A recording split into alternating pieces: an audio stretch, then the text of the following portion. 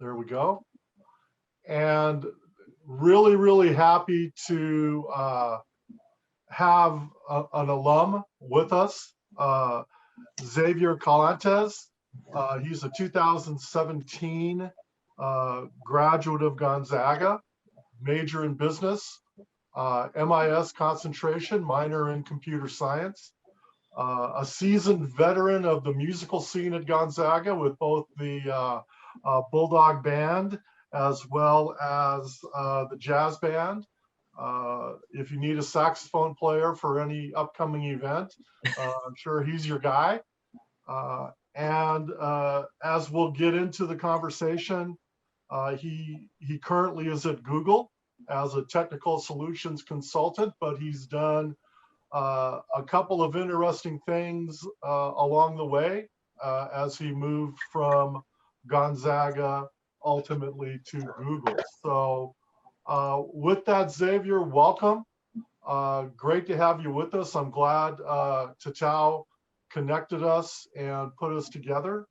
And I guess start off, can you talk a little bit about your Gonzaga experience, the business program, the computer science minor, how all that worked together? Yeah. Well, first of all, thanks for having me, Dr. Anderson. It's a great honor to come back to Gonzaga, virtually at least. Can everyone hear me all right? Yeah. So my time at Gonzaga was an interesting one because I actually spent 5 years there. So when I first came as a freshman back in 2012, I started out as a mechanical engineering major, and I for most of my freshman sophomore years, I didn't know like what I wanted to get into, and so I was pretty I would say kind of lost academically. But I had some really good people behind me that were helping coach me, and one of them, shout out to Deborah Stevenson in academic advising, and she was a big impact on my time at Gonzaga because I wasn't doing too well academically. I was put actually on academic probation, actually a couple times, twice at my time at Gonzaga, and so a lot of that was driven by I don't know what I want to do, and I'm someone who I think I'm pretty passionate and I care about what I want to do. But when that isn't there, I feel lost. And so thankfully, after some really good coaching and again, like the helpful community there and also in the business school, I was able to find my love of like, well, I'm really good at like talking to people. I love meeting new folks. And I love using technology. So why don't we have some sort of intersection of those things? And so that's when I found like this being a business major with a concentration in MIS and a minor in computer science was actually something that I think fit me really well. And it's one recurring theme in my career and back in my schooling days was that just because something didn't work out doesn't mean it's a total loss. For example, if I didn't become a mechanical engineering major, I never would have been forced to take a 101 computer science class, which I actually failed my first one. But my second time around, I actually passed it and I loved it and I understood it. And I was like, yes, this is something that I find important to me, and I think this is going to really help me perform the things I want to do in life, which is use technology for other people's benefit. And so that combination, marrying of those things, helped me push through my time at Gonzaga, especially as a business major with a minor in computer science and concentrating MIS. And also, Dr. Chuang Tatao has been a great help as a mentor to me during college and also after. So that's been pretty much my story at Gonzaga. So I think it'd be a benefit to all of us on the call and for students in particular who are here today or who watch this. Like you said, you were in a situation that it wasn't going great, you didn't enjoy, but there were things in that situation that allowed you to go on and find your way. We know, and I know Jane and Mary Beth are both on the call, we get a lot of students who migrate from the School of Engineering to the School of Business. And any other advice for those students who are, in terms of making lemonade out of lemons, one of the Super Bowl commercials yesterday, right? And any advice for that? Yeah, I think, I come from like I work in the tech world, and I think to answer that question in kind of like an anecdote, my first job out of college was actually JP Morgan. I worked as an analyst for JP Morgan, and I figured, hey, it's a pretty stable gig. I think this would be pretty good. But even then, I was like, do I focus more on technology? Do I focus more on business? And that in itself was also another, let's call it a learning situation, because I figured out like this isn't for me. This isn't what I want. But for the longest time, I kept trying to push myself. I'm pretty driven, but sometimes to a fault, to the point where I don't know when to say no. And I think that's something that people should be okay with, is that they should be okay to, again, like through the Jesuit like tradition of like, experience, reflection upon experience, to say, hey, is this really what I want to do? Is this really worth doing it? Right? Because I think that anyone has the ability to do anything they put their mind to. But the biggest question and the hardest thing to do is to figure out if that's the thing that you want to do. And so when I was at JP Morgan as an analyst, and I was there for a couple of years, and I was, it wasn't for me, it wasn't a good fit, but it took me a long time to admit that. But as soon as I did, and I was able to focus all my time and effort towards becoming more like where I am now, where it's like becoming closer to a software engineer, but still being able to use skills like project management, negotiations, stuff like that. And so as a learning process, again, like a reoccurring theme in my life is that you have to, like, my advice is to examine and be truthful to yourself. And sometimes the pressure is either from ourselves to say, okay, like I don't want to be a quitter, I don't want to quit this thing. But sometimes that's okay to fail or quit at something. But you just have to understand that like there is always some sort of goal that you're mining for in any situation. And having a sense of optimism about your situation, I think, is key to moving forward, to finding something better, if you will. Cool. Yeah. Cool.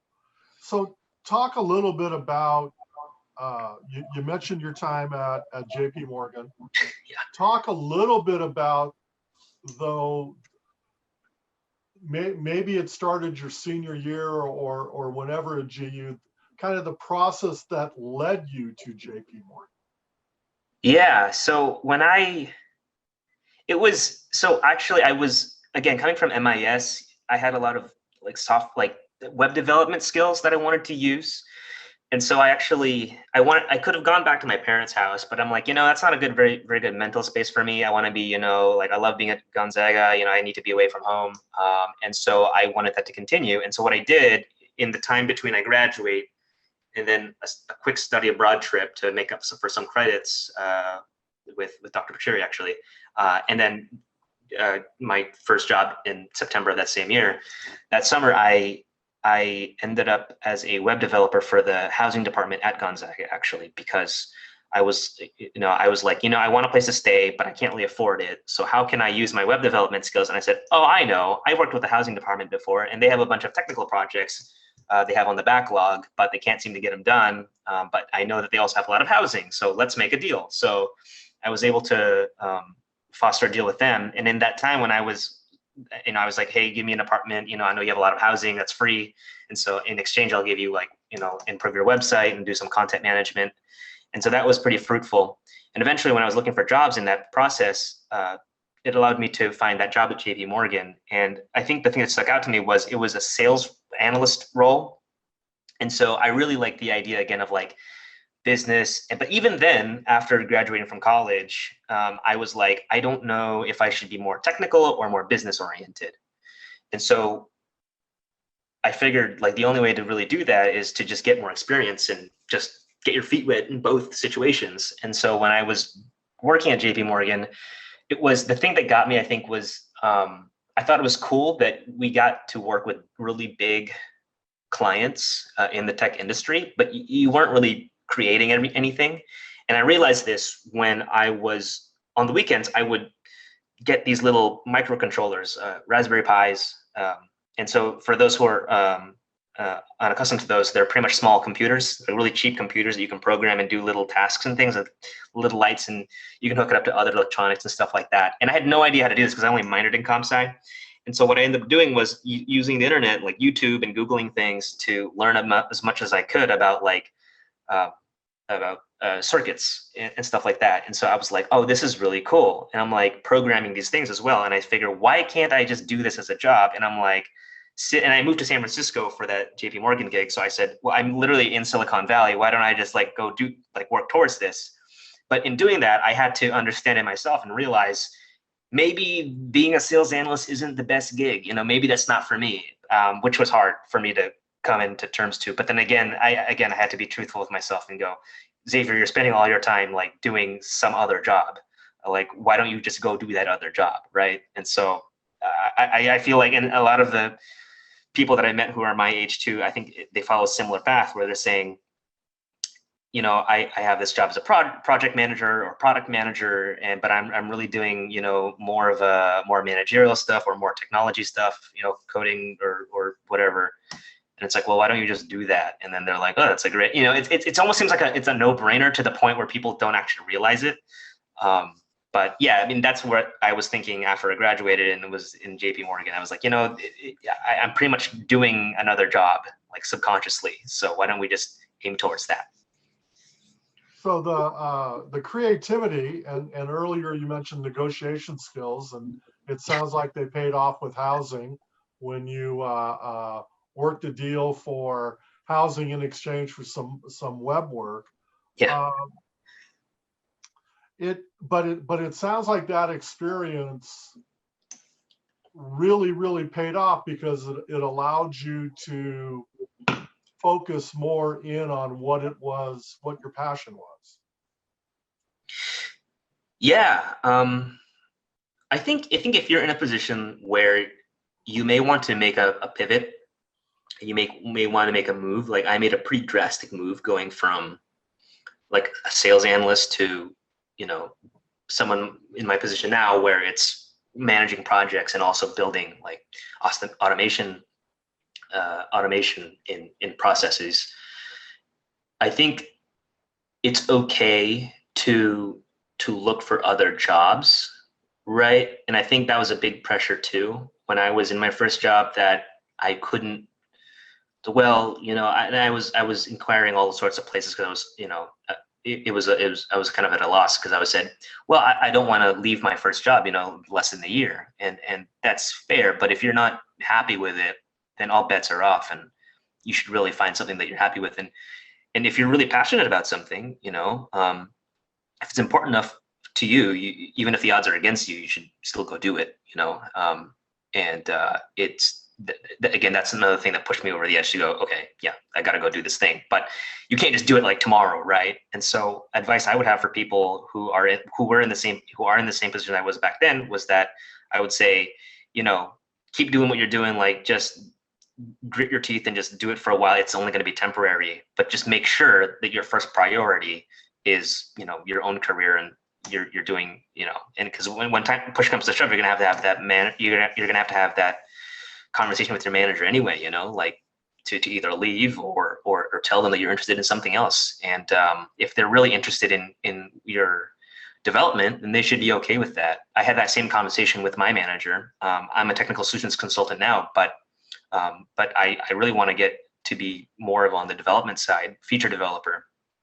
And I'm lucky at Google. The culture is very, very easy to transition from one thing to another, but I understand that's not always the case. But I was, it's something that you kind of have to think about yourself as well in your career aspect, not just be like, okay, I'm putting myself towards this company, but are they going to do the same for me? That's a good question to ask too if you're looking for a new company. So yeah. So take us from JP Morgan to Google. You mentioned you're down there in the Bay Area, Silicon Valley. You got geographic proximity, but how do you get from one of the largest investment banks in the world to a place like Google? Yeah, a little known tech company, right? It's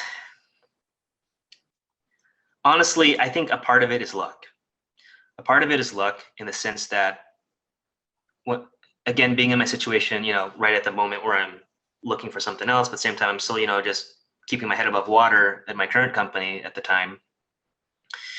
I was just looking around. I was aiming everywhere, right? I came back to the Career Center. I saw Vicky Huck on this call. Shout out to Vicky and the Career Center. But being able to come back to them and say, hey, like, I want to actually, yeah, they were on a trek. And I think I remember speaking to Vicky about it specifically. And, I said, there are things, I'm just looking for another gig. And she was so like, it's cool. Like, let me help you out. And so, again, like I'm always a big proponent of like the Career Center, because I think it's amazing how many people like don't take advantage of that. And like, totally, if you have any doubt in your mind, even if you don't, go to the Career Center, they will help you out completely. Just shameless plug there. But going from JP Morgan to Google, there was a job in between there, which is called being a vendor. And so at Google, half of the company is full-time, half of the company are vendors, meaning half of them are directly employed by Google, which is what I am now. But before, there was for about a year or so, I was what's called a vendor, and they hired me because I was a specialist at speaking Tagalog, the language in the Philippines, where where my family is from. And so they said, hey, we need someone who speaks this language for internationalization purposes. Like, would you do this gig? And I went, yeah. So I went over and did that. To be fair, I also got a lot of questions like, is that a recommendation that you would do? I would say apply directly to Google. Vendor gigs are notorious for being unstable, just because the meaning of the job is to do some sort of temporary work and then move on to something else. So, but it's a good experience if that's what you're looking for. And so I did that. And in between, again, like when I was already working on like programming things, like getting my engineer chops like better, database knowledge higher, in between going from JP Morgan to this vendor job and then to Google, the whole time in between, I was always online, like on Coursera, taking like little classes here and there whenever I had free time. And so it becomes like its own gig, right? To be educating yourself. But I think it was, something I learned is that, once you graduate college, once you have the degree, the learning doesn't stop, right? Like Gonzaga gives you like one of the best foundations to propel yourself into learning more. And I think that's super important, because as soon as, to me, the saying, I was watching House of Cards, and one of the things that the main character said was treading water is the same thing as drowning. And I was like, yeah, I kind of get that. If you're not learning more and not improving on yourself to be better at what you do, then, I think that gets really, one, it's boring. And two, I think that, you're missing out on a lot of cool things. Again, like I'm just passionate about it. So I was doing it for free, like building little programs that do automate this and that and cool stuff, and which is what I do for a job now. So that's kind of what brought me over. This is the vendorship. But throughout the whole time I was like, and what actually eventually happened with the vendorship was that the team was displaced. And so that's why I was able to be lucky. I was in the right place in the right time. But at the same time, I also generated my own luck by learning as many things as I could about programming. In fact, the interview from going from vendor to Google, I remember during the interview, they were asking things about web development, and because it's a technical position, right? And so one of the things they asked me about was like, I was being interviewed by an engineer for Google Mail, or Gmail, and he asked me, like, how would you like track like people on a web page if the tracking mechanism broke? And I brought up some mechanism that I found in my like just browsing, like these things called they're called canary tokens. So it's like why spam mail like blocks out the pictures and links in Gmail. It's because, and this is before my job now, like I learned that it was because like hackers can track you through that. And I said, well, if you could fashion that same thing for, again, this is like a interview, it's just all hypothetical, but like if you could fashion the same thing, you could technically track the user at the same time. He was like, I didn't know about that. And this is something I just learned, like, nothing to do with any job that I've ever held before, just something I was doing in my free time. And the fact that I nailed that, I think that's why I nailed that specific interview. And so learning, on your own is key.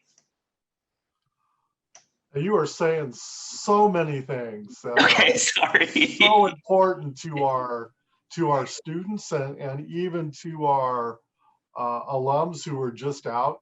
Yeah. I mean, and so many things that your professors and advisors also say, but it's always, we think, a little bit more powerful coming from someone like you. So talk a little bit.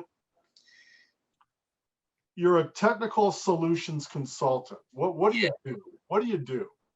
I fix problems. That's my mission statement. I think it's better to be in context of my team. So my team is called the Search Language Specialists, SLS. And so we're the team at Google that measures quality and internationalization. So Google is meant to work everywhere for everyone, right? Inclusivity is one of our mainstays at Google. And so we have the vendor team, which is recruits from different languages and cultural contexts, so that when we release certain features, and we're making sure that it vibes with that culture. Like you wouldn't say the same thing in German as you would in Japanese, etc. Excuse me. But it's really interesting. That's what makes it interesting, because there's so many different cultures that you get to work with.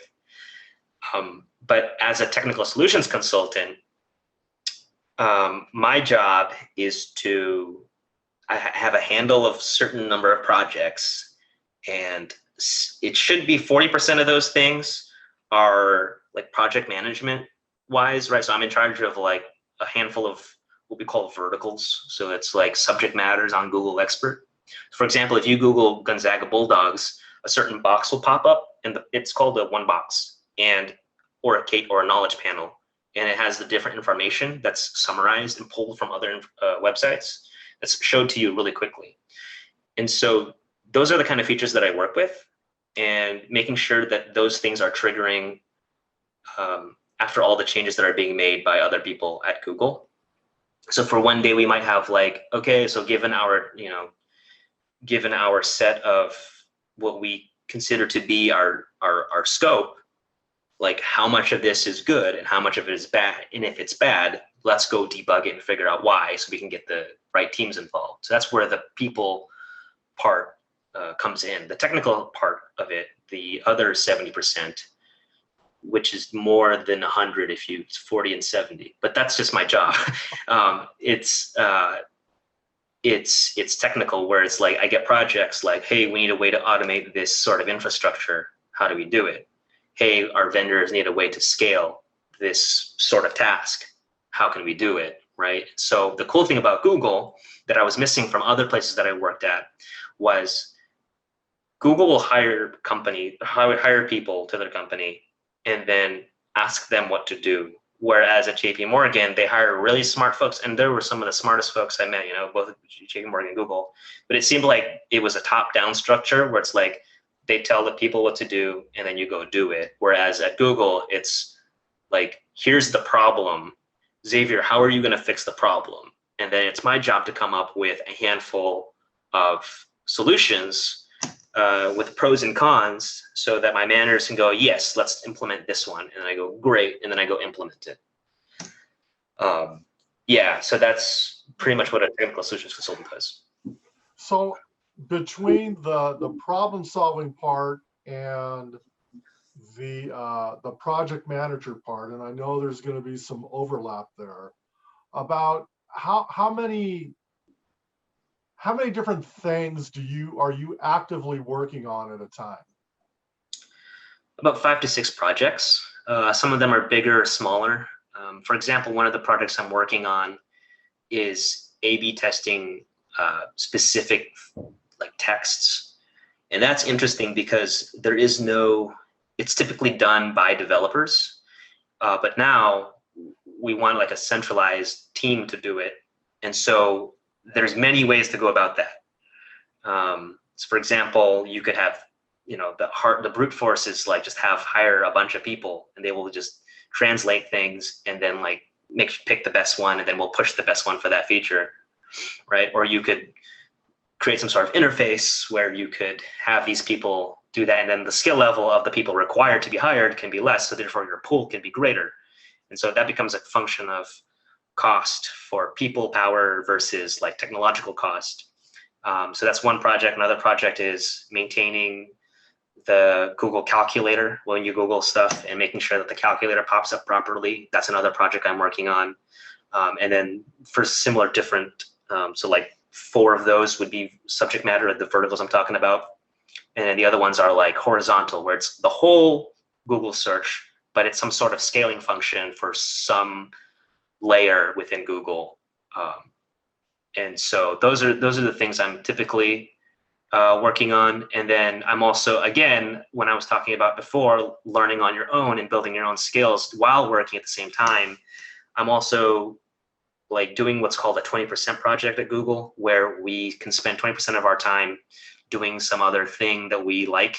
And so this one is not really related to quality internationalization, but I'm working on a Google Cloud project to help reduce some what we call technological debt, which is infrastructure that was built a long time ago, but then is obsolete. So we have to go change it out. And so that's part of my task that I'm doing. But at the same time, I'm learning valuable skills in that project. So yeah. Okay, cool. And for those of you all younger than me, which is everybody on the call, 20% at Google is very similar to bootlegging at 3M. And the most famous product out of bootlegging at 3M is what? Sticky notes? Very good. Good old That's Post-it right. notes. Yep. 2 engineers and scientists playing around in the lab with some sort of substance that stuck a little bit but didn't stick enough. And the term they came up with was temporarily permanent. And they actually used it first to mark the place in the hymnal between like the 10 a.m. service and the 1 p.m. service at church, so they wouldn't lose place in the book. And then they found out they were really handy to write on. So a little bit of trivia for you that you wouldn't get with anybody younger than me. So how about this one, Xavier? Sure. Because we're all dealing with this somehow, some way, and of course college students do all the time. Any hot tips on how you keep everything straight? Like organizational wise? Yeah. Oh yeah. What's your go-to hack or process or whatever to keep all this straight? So there's a position. So my manager, like we have this position called program managers, and this is common for tech companies. It's a position of people who their whole, like the SLS, like my team is a program. Then there are like programs within that. So there's like a program manager for that. So it's almost like a product manager, but like internal. And it's almost like a running joke on my team that like if you involve a program manager with anything, the first thing they will ask for is a tracker to track whatever your project is. And so I've begun adopting what I've learned from my manager in my real life, like finances, books I want to read, groceries. So, and they can be any format, right? It can be like an Excel sheet, a Google sheet, like a spreadsheet, or just a doc, or even the little notes app on your phone, whatever that may be. But it's just writing things down. I mean, and eventually I think you evolve into turning it into something more formal as the more serious you are about the thing you're trying to organize. But that's always my first question that I ask whenever I get whenever something seems complex. It's like, how can I write this down and like model it like in some sort of visual way? So all these project management tools that they taught us in MIS actually apply to your real life. So yeah, that's what I thought. Yeah. Tao is smiling right now. Tao like that. I bet. And Tao did have a question Yeah. about, what aspect of a Gonzaga education, whether it's curriculum, advising, campus life, etc., the philosophy of education, which one or ones affect your career the most? Thank you, Tao, for the question, by the way. Thank you. Get to hear from you again. So other than MIS, right, Dr. Trang, I have to say the negotiation class that I took from you, Dr. Anderson, was one of the most impactful in terms of scope of my life. Just because, and you said this during the class too, and I always tell people one of the best business classes I took was actually the weekend course, but it's so applicable to so many parts of my life. Like, for example, it was the negotiations course because you use it every day.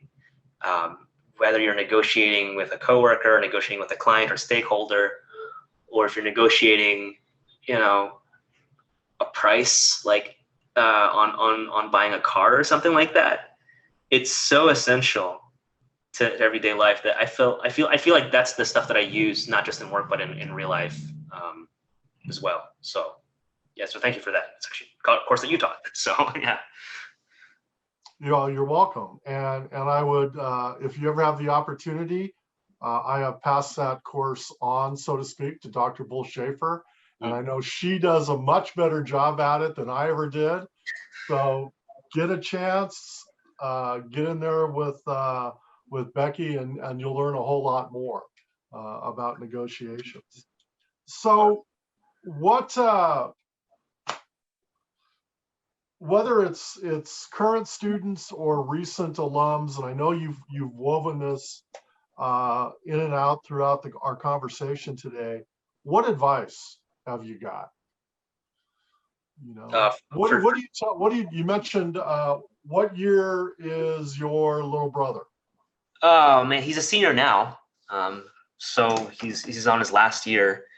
So he's doing. So I guess you're asking what I would give to someone like my brother, I guess, Yeah. Advice. Oh man, just I know this sounds lackadaisical, but have fun, and I think that is the underlying principle of all the other advice that I tend to give. Have fun, because that's going to inform you on what your passion is, right? That was the first point. And then that's going to drive you to actually put the work in, sometimes for free even, if you're having fun.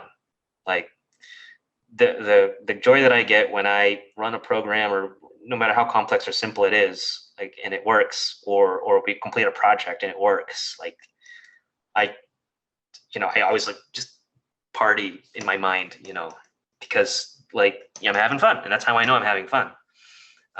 So that, and staying relaxed, being able to just, because when you're stressed out, you tend to make worse off decisions, I feel like. And so taking time off, giving yourself permission to take time off and say, I gotta center myself, I gotta go for a walk, I gotta walk away from my work for a little bit, and I think that's okay. The work-life balance is super important, and not just for your own life, but for work as well. Because when you're stressed out, you're gonna make worse off decisions. And another piece of advice also is be unique. And I know that people say that a lot, and I remember hearing that a lot and not really understanding what that meant. But over my young career, I've come to realize what that meant. And I'll give you an example. when I was being interviewed for Google and being known for their very intensive like interview process and very strange interview process, I gave the interviewer asked me, give me a time that you went above and beyond. And I said something work related to the vendor team that I was working on. And the guy who was interviewing me, he was actually a program manager on that team, so he knew exactly all the things I was talking about. And he stopped and said, "No, that is not above and beyond of that job. Come up with another example." I said, "Oh, shoot, okay." So I said, "Give me a minute," and I thought about it. The example that I gave was when I was in Bulldog Band. There was a time when everything was really quiet and nobody was cheering. Right, it was during a men's game, and so being in band, was supposed to be the fun band. I just started yelling a chant, and then everyone around me started like, all right, joined in on it, and then the whole band, and then eventually the whole kennel was doing it. And then, so I gave that as an example during my interview process. An example which they teach you, they teach you in interview prep to have stories and like examples lined up. But that is not one that I thought of, because why would I bring up something totally non-academic? It's not technology related. It's not, but in that moment, I just went, wait, this is a cool thing that happened, and it shows initiative, and it shows like my ability to work with a lot of people at the same time and to get other people excited about a thing.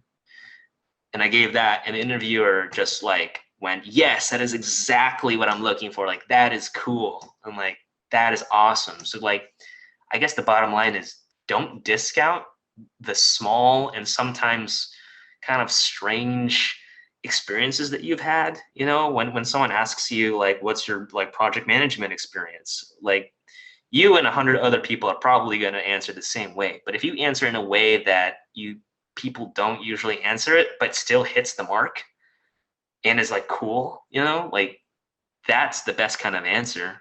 And it's kind of an outsider thinking, but I think, that guy, that interview came to me later. It's like, hey, I still remember do what you did for Bulldog Band for your job and get other people excited about the projects that you're doing. Because if they're excited about your projects, they'll give you the head count, the funding for it, and et cetera.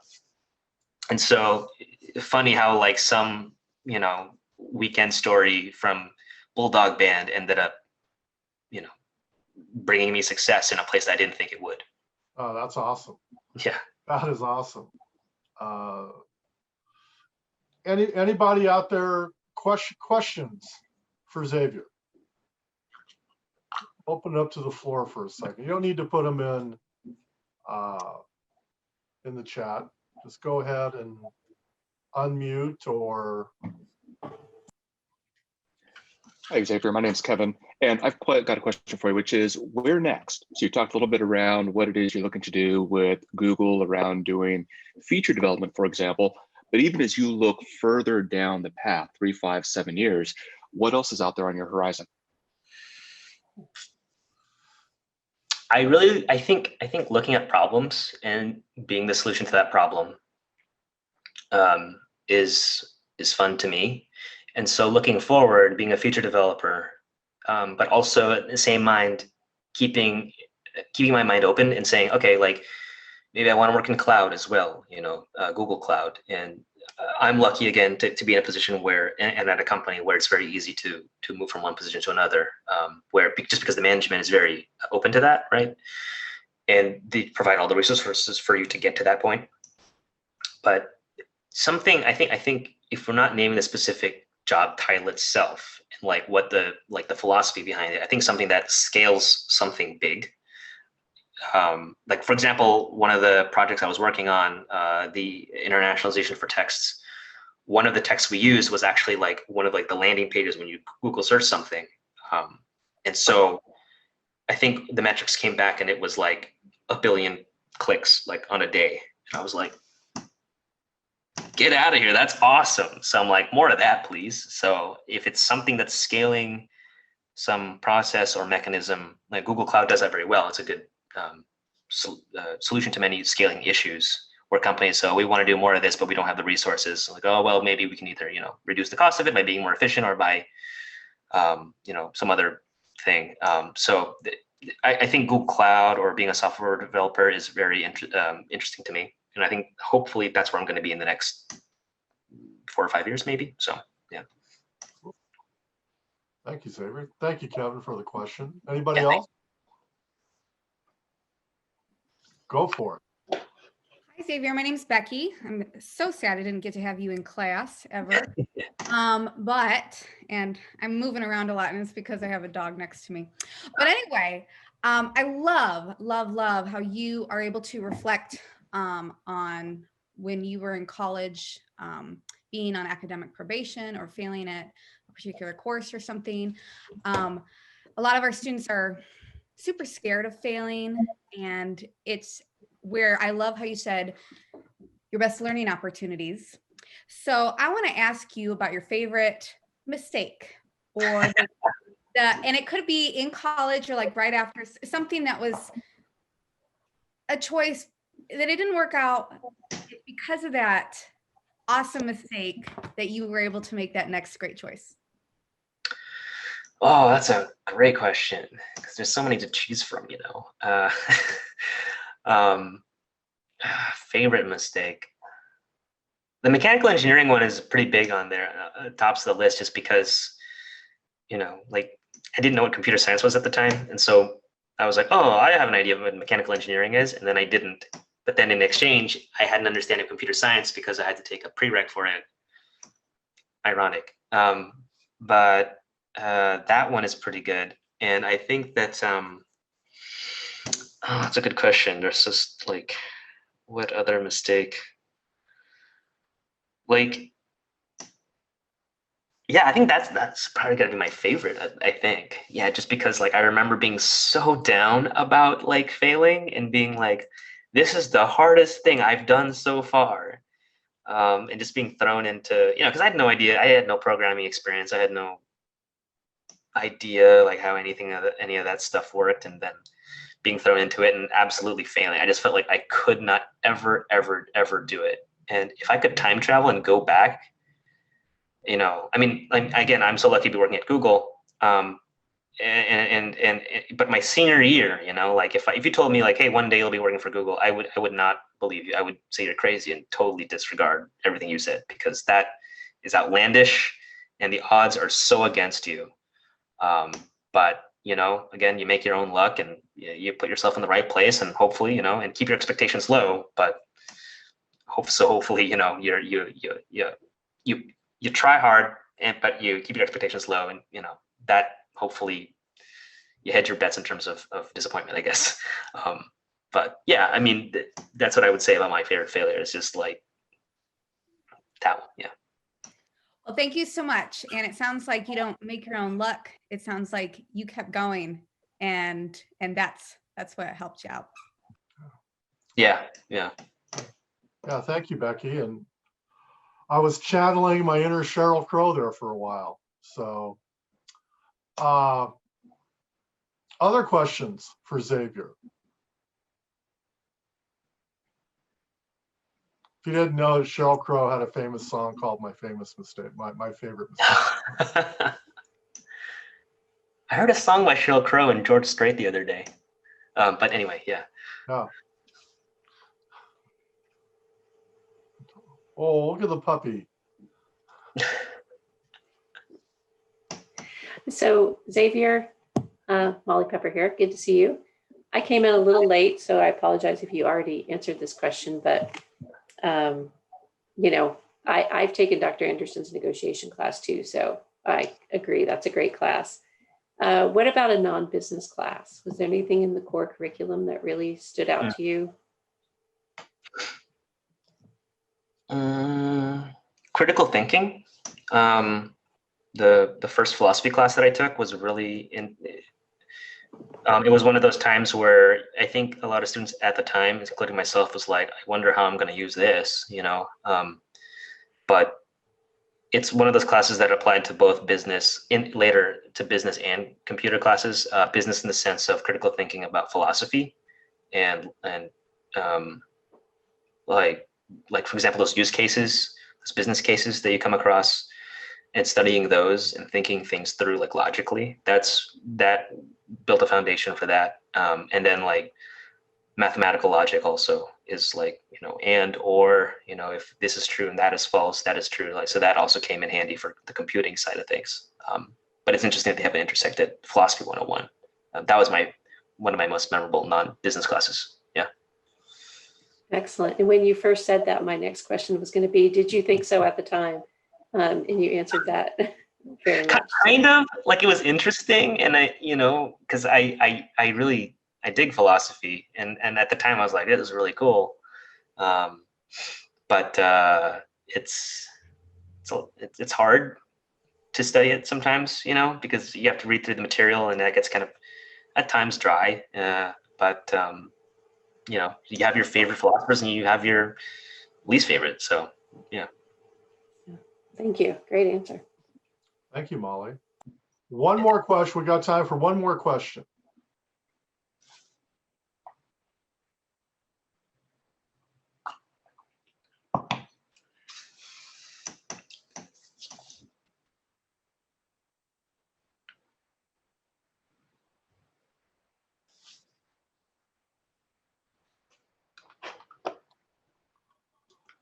All right.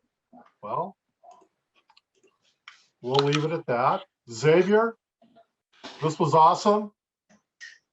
Appreciate you taking the time to visit with us, and your journey and your experiences and your advice, I think, are all spot on with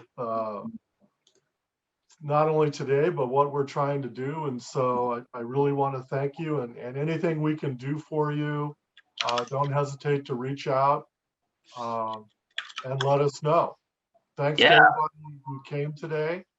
Really, really appreciate it. But again, Xavier, as Jane just posted, great stories, and you made us all better. So thank you. Thank you. Well, it's been an honor to speak with you and the rest of the business school. So yeah, I'll just leave this ping in case you want contact information. I mean, you look me up on LinkedIn if you want to, connect anywhere. Totally open. But yeah, thank you again, Dr. Anderson, for having me. You're welcome. Thank you. Thank you to Tao for making the connection. Yes, thank you, Dr. Twain. Have a great afternoon, everybody.